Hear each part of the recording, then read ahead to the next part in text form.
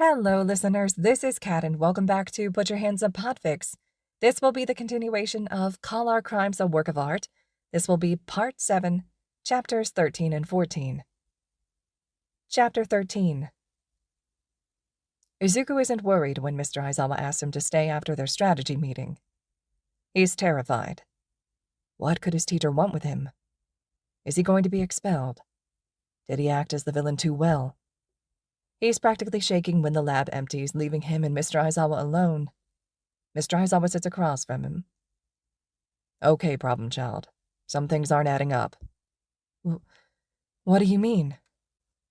Well, let's start at the entrance exam. You had no control over your quirk. It didn't look like you had trained with it at all. And you completely broke yourself with it. And again on the first day of classes, which normally would show a student is lazy or apathetic to improvement of their quirk or too full of hubris. But that's not you. I have seen you pull apart everyone's quirks, analyze all but mine. You've made exponential leaps in mastering your quirk. You show the symptoms of having been bullied, but with a quirk like yours you wouldn't have been. You're an enigma, problem child, and I just want to help you. Please talk to me. Oh, thank God he, Nezu, and All Might had worked this story out. I was a late bloomer. Nezu thinks the stress of the entrance exam forced mine to manifest.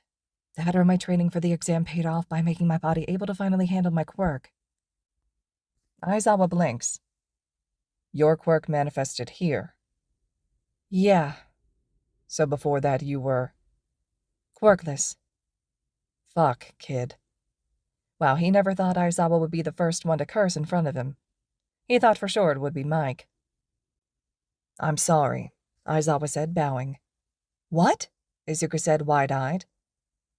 I assumed that your poor control was due to laziness. That is why I was so harsh on you during the quirk test. I didn't want to have to watch. You didn't want me to end up like your friend, Izuku says. That's still not an excuse. I made a snap judgment and it was wrong, and for that I am sorry. Wow, I think you might be the first teacher to ever apologize to me, Izuku says softly. Midoriya, I know the statistics for quirkless kids. Answer me honestly, please.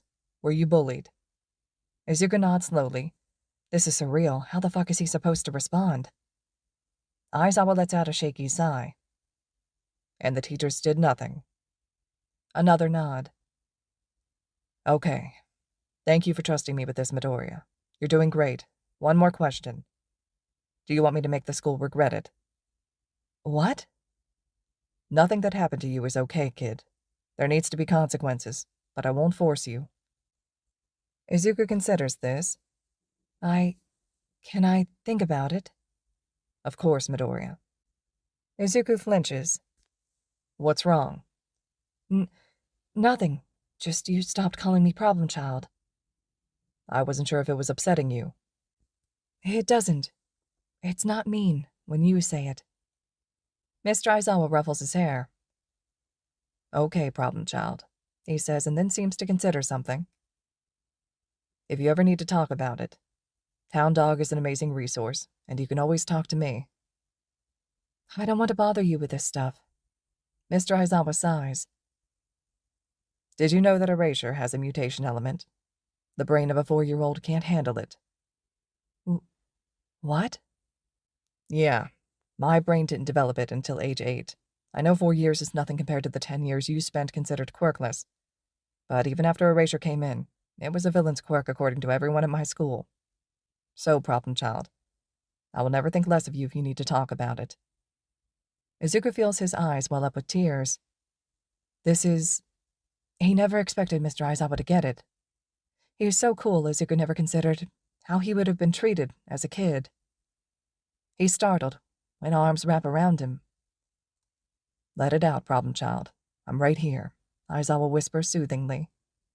And Izuku lets himself cry. Chapter 14. Kirishima feels great. Most of the class teamed up with him. He even got Tetsu to join him. And the rules for the exercise were super easy to understand. And getting Mr. Cementos on his side was a stroke of luck. And it looks like Midoriya still hasn't managed to find a teacher to join him, let alone 2. Not being able to recruit Mr. Aizawa was a hard blow, and so was not being able to recruit Miss Midnight. But they got Mr. Vladking to join them, which means the plan is still a go. Have Mr. Cementos trap the villains in one area and Vladking restrain them. Then he can have one or two of his teammates arrest them. It's great. The hero team is totally gonna win. He didn't even see Midoriya recruiting. He was in the cafeteria, and by then Kirishima had already gotten his first teacher. But that doesn't mean they can spend the time relaxing. Bakugo had insisted on extra training in one of the gyms. Kirishima doesn't think it's necessary, but he made Bakugo his second-in-command for a reason. He's so manly. Bakugo even came up with a patrol schedule, something Fourth Kind didn't teach him about, and while Fatcom had taken him on some, he didn't have much time to go into the process behind setting one up before the Yakuza case picked up. But that's okay. That's why they have so many different kids here, to share what they learned. Uraraka has been showing them what she learned with Gunhead. Sue has been going over rescue training, though her experience was more tailored to water. And they too had only base knowledge of patrols from their work studies. Luckily, Bakugo learned about this in his internship. Bakugo had also warned them about underestimating Midoriya, that if anyone could pose a threat, it would be him. Obviously not to Bakugo, but to the rest of them, and they all had to agree. Midoriya is a beast, which is why he's Bakugo's problem. Their agency is huge. He got to see the floor plan and everything. One room each and plenty of space like he and the team requested. They're so going to win. They have physical training scheduled every day, have learned their patrol routes, and he even put in his request to lunch rush. Sato had helped him figure out how much food they would need for all the people he recruited who had joined. 4 days before the actual exam, and they already had everything set up. And then that Friday, Mr. Aizawa had come up to him and told him that a bunch of 1B students had joined early that morning. Which is awesome. More members means more hands on deck. But Bakugo was shouting about how there isn't enough time for him to redesign the patrol routes, and not enough time for the new extras to learn their routes. And Sato was gnawing on his lip because they had ordered enough provisions for their original number, not for the new one.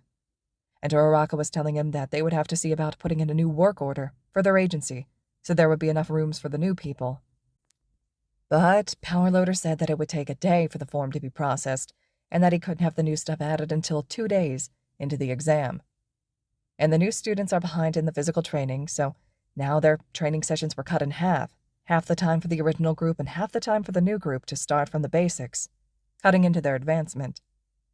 Which Bakugo was not happy with, and he made that well known. And everyone was miserable because they had to train on the weekend.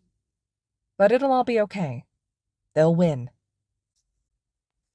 All right, listeners, this concludes Chapter 14 of Call Our Crimes a Work of Art. Chapter 15 will be up next.